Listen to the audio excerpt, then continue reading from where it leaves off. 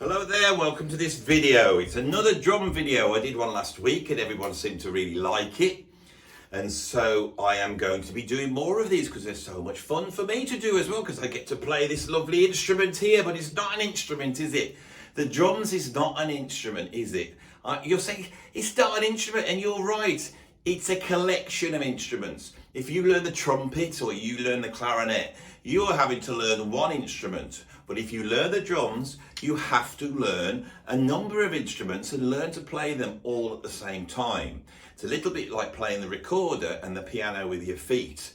That's what we have to deal with. A lot of people think the drums are easy, but they're not. And the reason is because of the coordination. And on this video, I'm going to be exploring the concept of coordination. And these videos are designed to be of interest for non-drummers and drummers alike. So, shall we get into it? As I said on the last video, this is a collection of marching drum instruments. We've got the bass drum that in a marching band would normally be strapped on in front of a person. They'd be hitting it with mallets like that on the side. We've got the snare drum that would normally be slung around here and you'd be playing it like that. And then these hi-hats would be like the clash cymbals that you have those little leather straps on and you bang them together, right? So when the drum kit was made, the big problem for those drummers was how to play with coordination, how to get your limbs to do different things. Now, the drummer that invented the bass drum pedal, which enabled him to play the bass drum while playing the snare drum, was a drummer in the late 19th century called D.D. Chandler. Now, it is apocryphal that he was the first guy to do it. I don't think he was. I think that it had been done before. But what D.D. Chandler got known for was the coordination feats that he could do with his bass drum pedal. And so people would come and see him far and wide to try and get their head around how he could split his brain in two. Now, of course, when you play the drums, you're not really splitting your head in two. What you're doing is you're playing things either together or not together. And that's the thing I want to really discuss here. So just to recap, we have in front of us the snare drum. The snare drum, which is a shallow drum. It has this on the bottom, this snare, that's the snare there. And that is actually, can be tensioned against the bottom drum head, which is the drum head, with this lever here. So you see that's not on now, and it gives you a normal like high drum sound, and you'll hear this snap on now. Now that is pressed, so when we hit that, the sound now goes down through the snare drum, hits the head at the bottom, and gives you that little rat-a-tat-tat sound. Right? So that is what we've got here, if I can put it back on here. Here we have the bass drum. This is just a very big, heavy drum. In the old days, they had no muffling inside, so they went boo, boo. But nowadays, we usually put a little bit of muffling in to give you a deader thud. Okay? The hi-hats. Okay, so the hi-hats were originally cymbals that were being played like that, and then they invented this thing called a hi-hat stand, so I can clash them together with my foot. But once they invented this, they realized there was a number of sounds that we could get out of this hi-hat. There was the sound of them clashing together, the chink of them shutting, the sound of them being tapped, and the sound of them being tapped when they opened, which we can shut off. All right. So this, although it was never thought that would be the idea for this. This was originally called a low boy, and it was right down here, and you weren't supposed to hit it. It was just a foot pedal to give you that clash sound. But then drummers, because musicians are always innovative, and it's the people who think sideways that make the new music come out, realised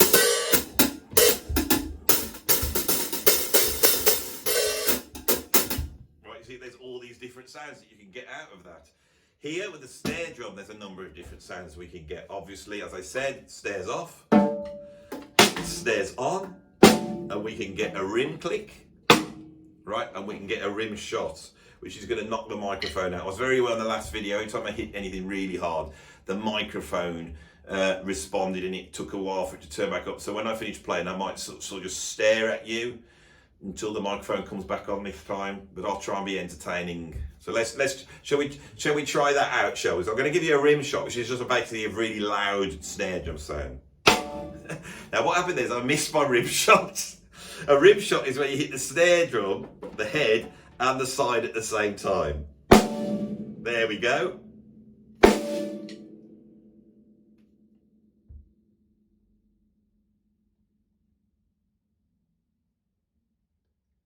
Gives you a bit of time to think, doesn't it? You can ponder on what I've said. My videos are so full of wisdom, you see, that actually putting the odd pregnant pause in might be a benefit for you, so your brain can catch up with the wisdom that is being permeated on this video. Oh, yeah, I quite like the idea of that. Yes, I think a ponder. We will put some ponder gaps in. Right, so bass drum, snare drum, hi-hat. And then we've got a floor tom here, which is like a low drum. And we have a cymbal. Now, this is where it starts to get difficult if you're a drummer. We have 4 limbs, all right? And our 4 limbs can be doing all sorts of different stuff at the same time. But how do you do that? Has anybody ever tried to do this thing? You know, when you do that, and I can do that, right? Because I taught myself how to do it using the same technique that I taught myself how to play the drums. And I'm going to go through that head patty thing, stomach rubby thing now to show you how I would approach that. So I would think of my hand here, pat, pat, pat, pat, pat, pat, pat, pat, pat, pat, pat, pat, pat. And eventually, rather than seeing things as being independent, you see that they're codependent, all right? Now, the way the drums work is we start off with just 2 limbs, our hands, right? And our hands have got a number of different things that they could do. Now I'm going to put my right hand on the ride cymbal and my left hand on the snare drum. So the first thing they could do is this. They could play at the same time. Or I could play my right hand. Or I could play my left hand. Or I could play nothing. Between those 4 limbs, that is the only 4 options there are when you play the drums. When you hear somebody play the drums, everything is being made out of just those 4 types of coordinated patterns. Now I hear you say, that can't be true, Andy. Drummers do all sorts of things, right? So this is a very, very important thing, and I might do another video just on this subject. But if I do this,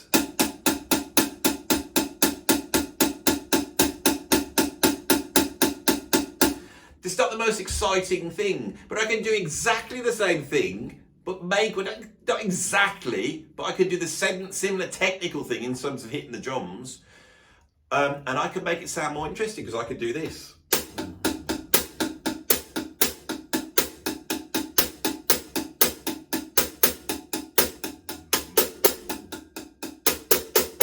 You see?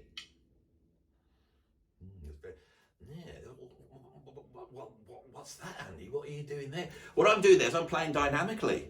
So dynamics gives these 4 different coordinating patterns, strokes I'll call them, coordinated strokes.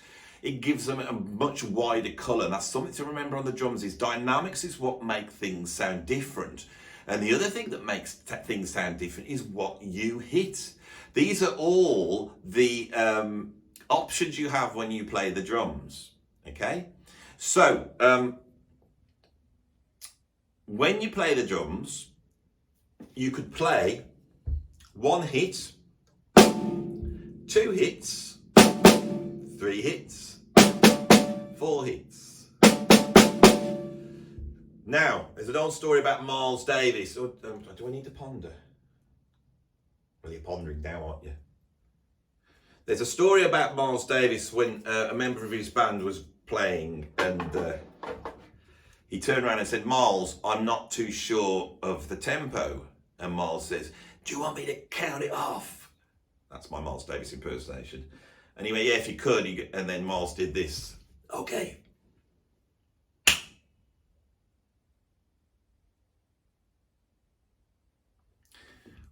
Now, what point was he trying to make? I haven't got a clue. But the thing is, a single stroke is without form. So he must have meant that, play without form. as soon as we put 2 strokes, this is where speed comes in, because speed is how fast we can play those 2 strokes. Now I'm using a certain technique in my hand to play the 2 strokes.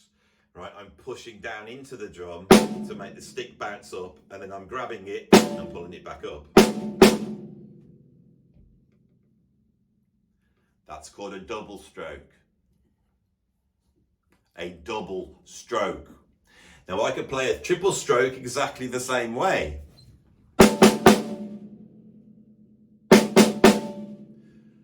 But that is much harder, and we don't want to be doing that. So now I am going to expand on our coordinated strokes a little bit more, and I'm going to think in terms of singles and doubles. We won't worry about the triples. They are there and we can play them, but just for now we're going to think of singles and doubles, and then playing our hands together and then nothing, right? So we can now break this down into a number of patterns which we can practice. So the first one would be both hands together. I'm going to call that pattern 1. Now pattern 2 is where we play 1 stroke on this hand and 1 stroke on this hand, but not together, and these are called singles, and they sound like this. Okay, if I was to do a row of those singles, it would sound like this.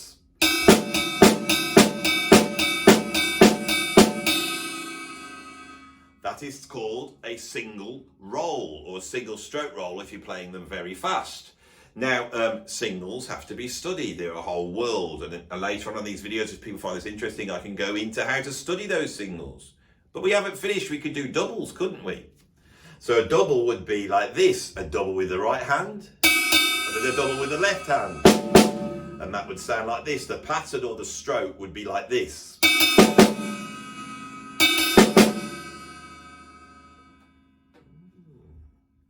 We've got a little compartment here. Most drum teachers don't tell you this. We've got a little compartment of right, right, left, left, of 2 strokes. We've got singles and we've got doubles. So we've got unisons, singles and doubles. There's 2 more. There's a right, right. Oh, I didn't do the doubles continually, did I?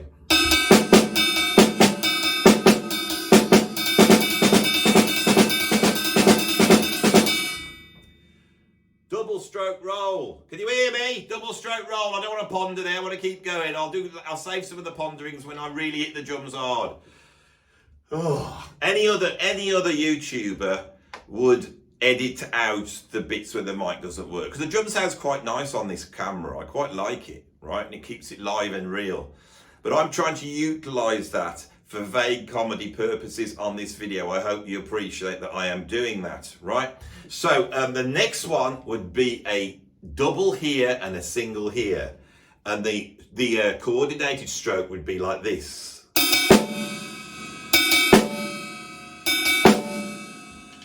Right, now we can play those in a row.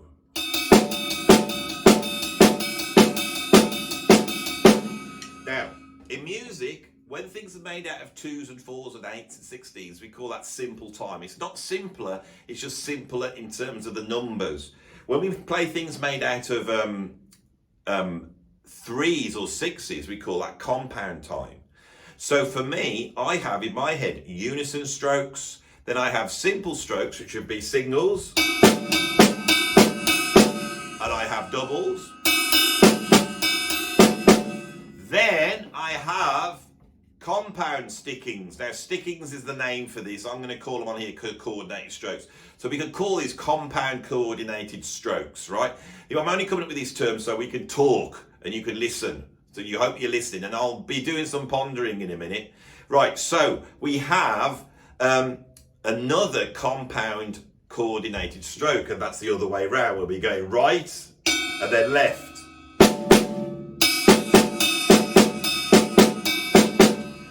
Now, in terms of drumming, technically, what I've just done with those 5 strokes is anything that you're ever going to do between 2 limbs. in this case, these limbs. But we have a number of choices because we've also got our feet. So now we've got unison strokes with our feet. We have got signals. We have doubles. We have compound coordinated strokes starting with a double with our right foot. And the other way around, compound coordinated strokes starting with a double on our left foot. But I'm still going to start with my right foot. Now, some of you drummers will be saying, that's not them all. Because what about if you were doing like left, right, right, or any of the others? Well, no, that's to do with rhythmic placement. So any sticking that you play, any of these patterns that you play has a set of modes, right? So I'm going to go through the modes of this compound sticking because it'll be more interesting than the other ones. Singles have 2 modes, right, left, and then left, right. Doubles have 4 modes. Right, and the compound 3 stickings or coordinate strokes have 3 modes, and I'm going to go through them. Now, here's the time. Sorry.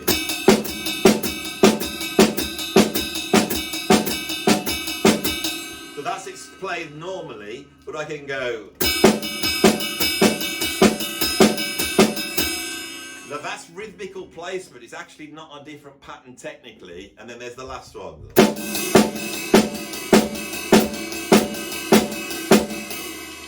Now, all of this is starting to get quite complex. We've got that with our feet, and we've got that with our hands.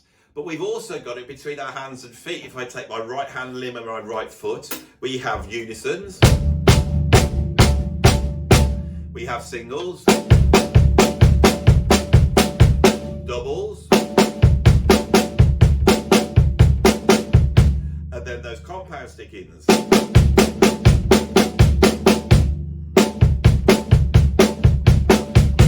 Right, so then we've got this one here.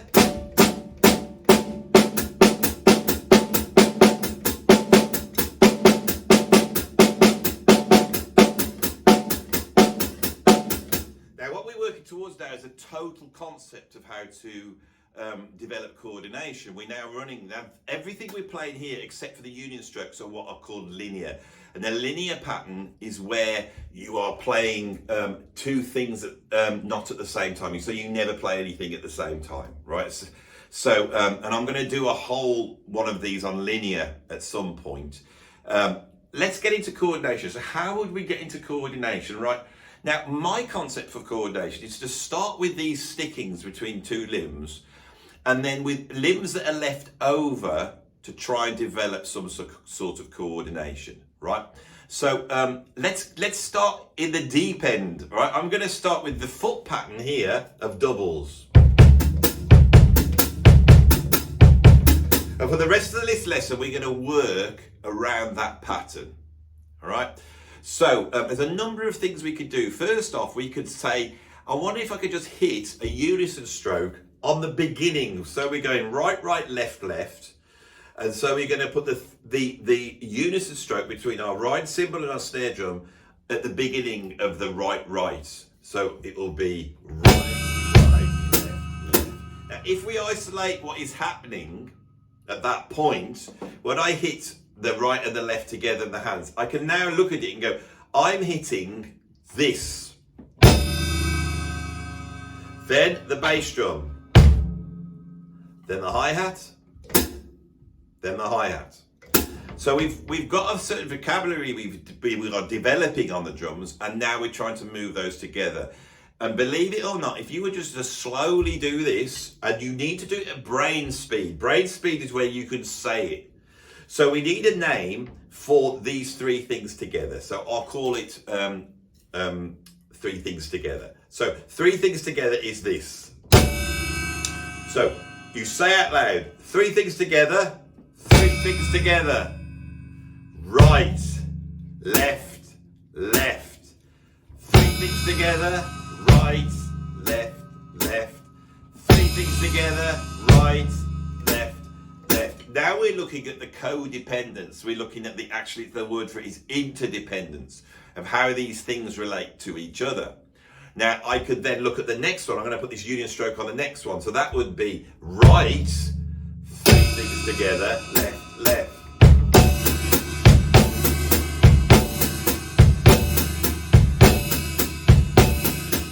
Now I'm going to move it, so we will now have right, right, and then I will put left foot together. So the left foot together would be this.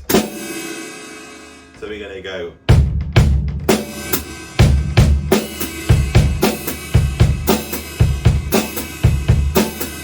And then we're going to put it on the last one, that unison stroke onto the last one, which would be right, right, left, and then left foot together. Whoa, what the hell would it be?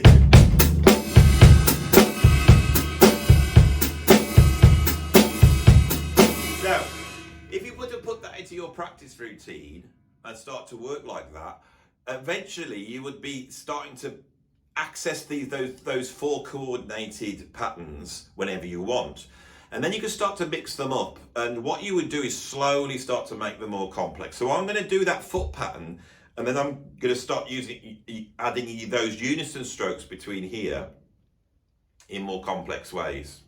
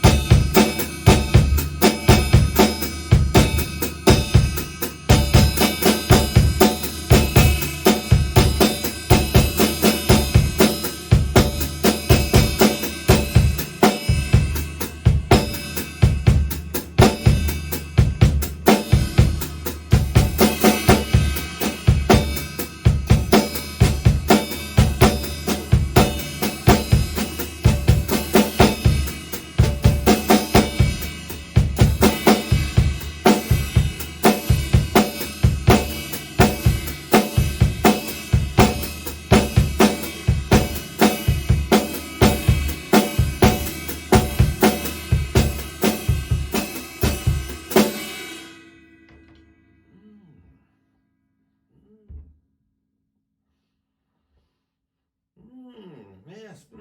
What do you think? Is my microphone back on there? Yes. So that's interesting, isn't it? Those patterns, if you practice them, it's going to take a couple of weeks, but you could get to the point where you could drop those in, and as you start dropping them in different places, what we start to get is rhythm. All right.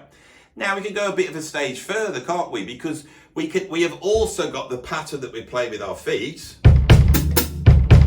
We could double that with our hands, can't we?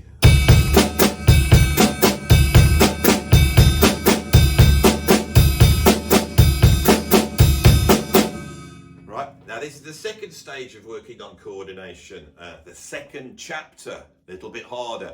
Now what we're going to do is we're going to get my stick-ins and we're going to play those against that foot pattern. So remember, we've got 5. We've got unisons, singles, doubles, and then right-handed compound strokes and left-handed compound strokes. So I'm going to run through them now. So this would be unisons.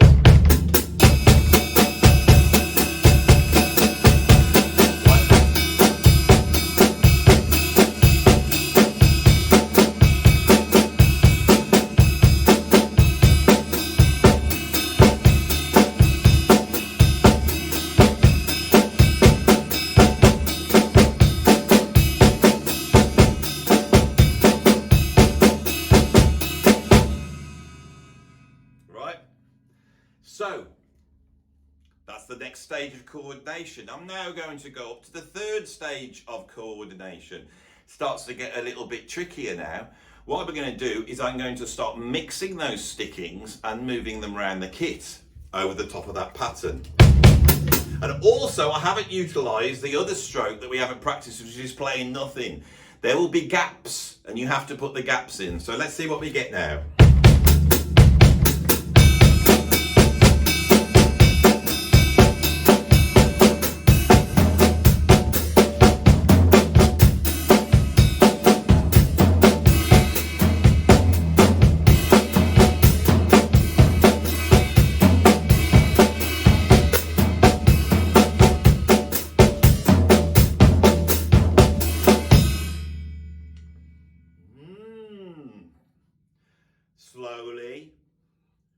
surely we are developing some heavy coordination here. But we can go even further than that, because what the thing is we're doing here is we are working in just one rhythmical zone, and I would call these 16th notes or semiquavers, 1 E and a, 2 E and a. But I could go to 32nd notes playing all those mixed stickings. I could go to another gear up while keeping these in the same place.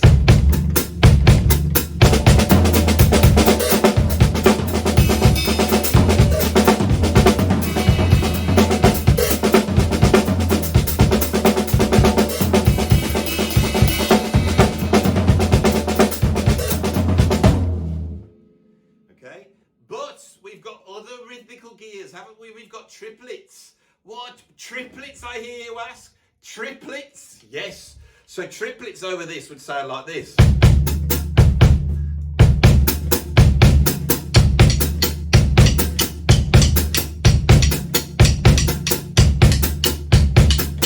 No.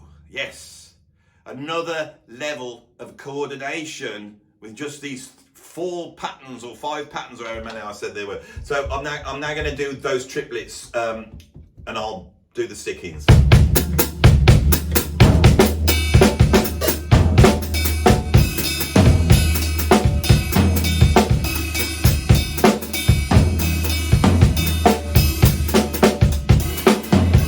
Right, and I went a bit off towards the end. That's quite a difficult one because it's quite slow. I could also do sextuplets, so that would sound like this.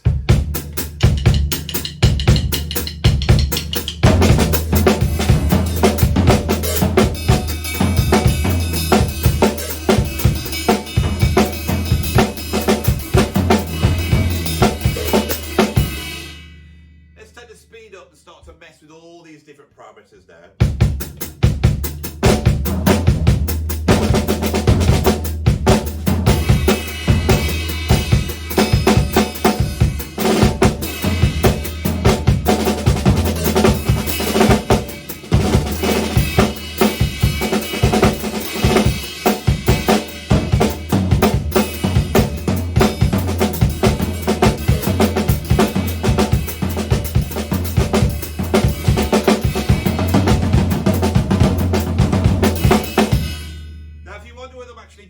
Keep watching that hi-hat, because that hi-hat is doing this all the way through, because it's about to go up to the next level, which is even worse than this. So keep your eye on that. Now we can apply a thing called rhythmical scales. The triplets and sextuplets we added are actually a part of a series of rhythms which I call rhythmical scales. So in the space of this pattern, I could play just one stroke and it would sound like this, right back to the beginning of this video.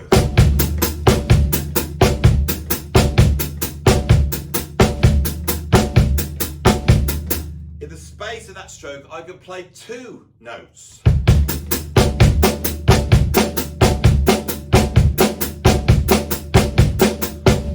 In the space of that, I could play 3 notes, the triplet.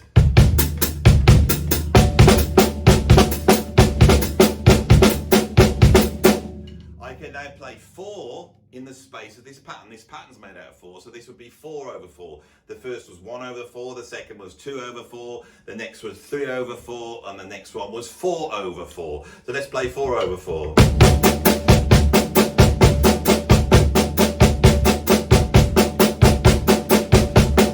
Now I've chosen, because this is getting a bit fast, to play that pattern with singles. And I'm going to try and play all the rest of these rhythmical scales with singles. It could go wrong here because we are right getting to the top of the pyramid of coordination. And the higher you get, the dizzier it gets, so believe me. So now we're going to go for 5 in the place of that. I feel like I'm a magician on this one.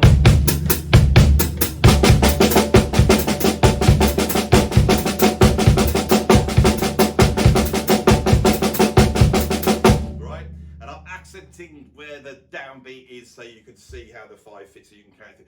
Let's do 6.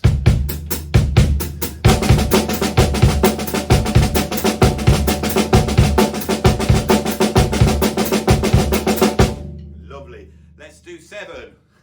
Do we really want to? Come on, let's have a go.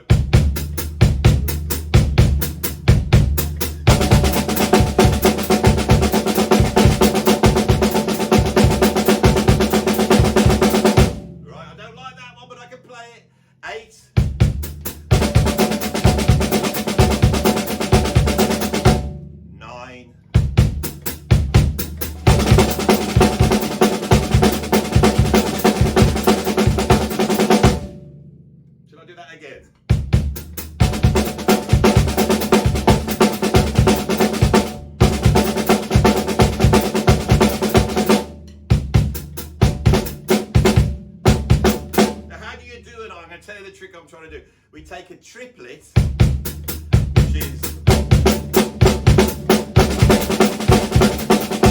and then we fill it out with threes inside. That will give us the 9. And I was going for the wrong one. Still trying to do 7.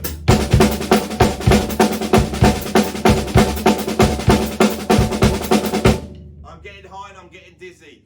Right, with the 9, we're going to go down 2 10s.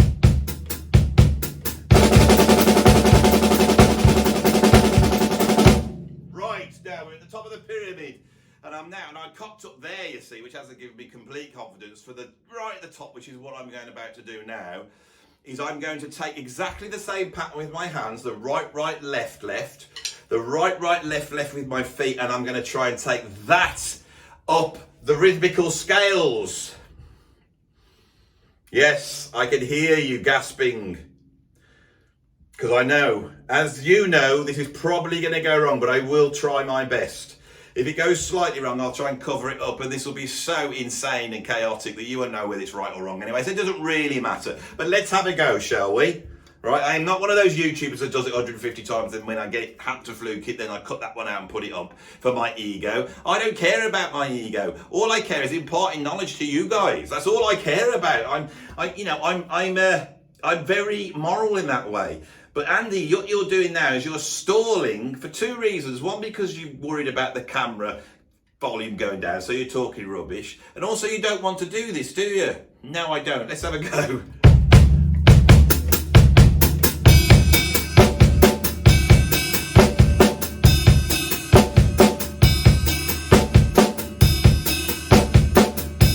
Now, what I'm doing there, I haven't bothered doing the 1, because the 1 would be like this.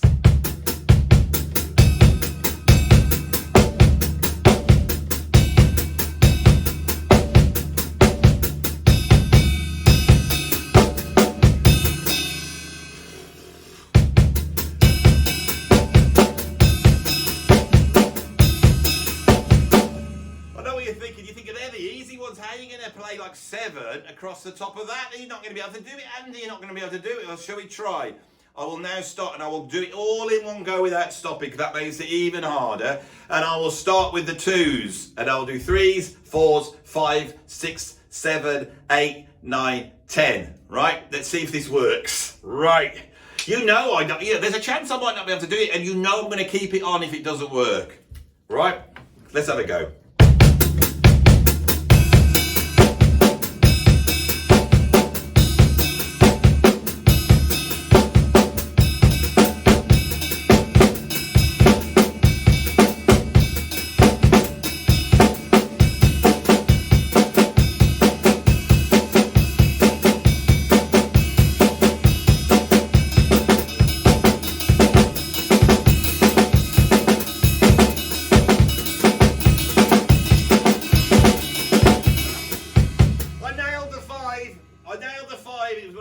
So let's go back 5s.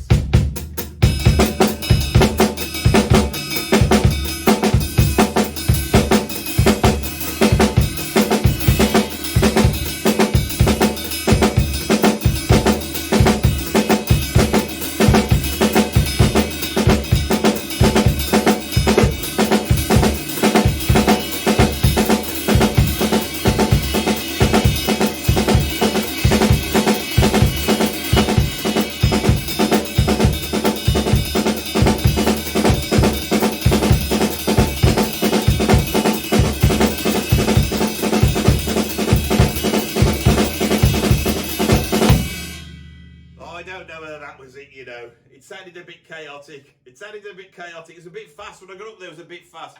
Let's try and finish off. I'll try and slow it down and play the 10s at the end, so you can see I am doing it.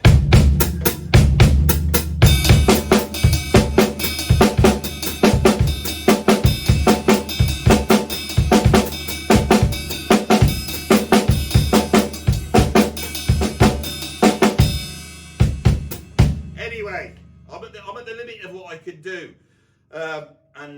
Well, yeah, I'll put this up, whatever. I've explained the coordination. I've tried my best. I need to practice this stuff really before I'm going to do it in front of an audience, but in the end, you saw a real drummer struggling with these incredibly hard things. What I'm going to do is I'm going to take another foot pattern, and I'm going to play over the top of it. We'll take the snares off to give it a bit of colour, right? And I'm going to do, what shall we do? Let's have a go at, I will do right, left.